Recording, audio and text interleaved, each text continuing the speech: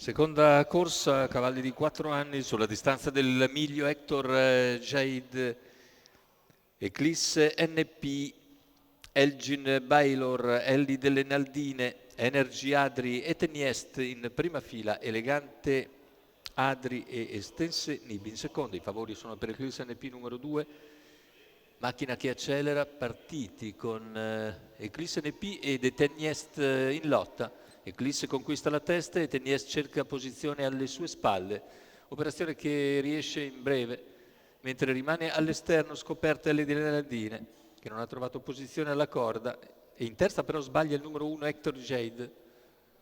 Numero 1 Hector Jade squalificato. Dopo oltre un anno di assenza, terzo in corda, sbaglia sulla prima curva e così al comando rimane Eclisse NP nei confronti di Etiennest, terza posizione per Elgin Baylor, 400 che se ne vanno intanto in 32,3.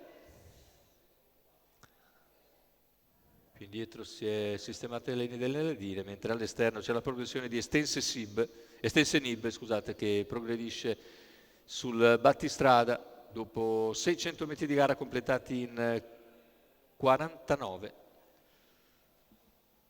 Eclisse NP in vantaggio dopo numero 700 metri. Numero 5 Energy Adri squalificato. L'errore di Energy Adri, intanto gli 800 in 1.3.8 con un parziale in 14.8 davanti alle tribune. Estense Nib rimane all'esterno per la presenza di Etiennest.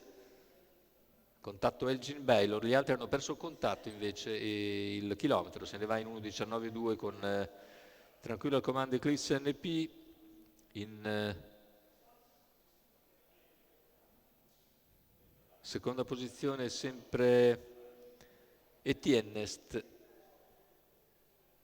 poi più indietro gli altri con Elgin Baylor in terza posizione.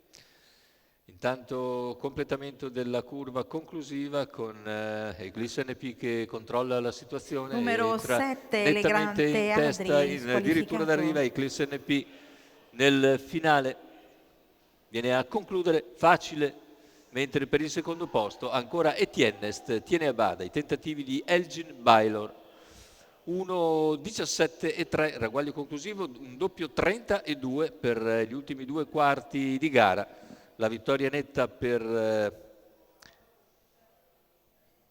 quella che era la favorita nettissima della corsa, Eclisse NP con Nando Pisacani in sediolo per conto di Augusto Borghetti e del signor Nicola Pisacane.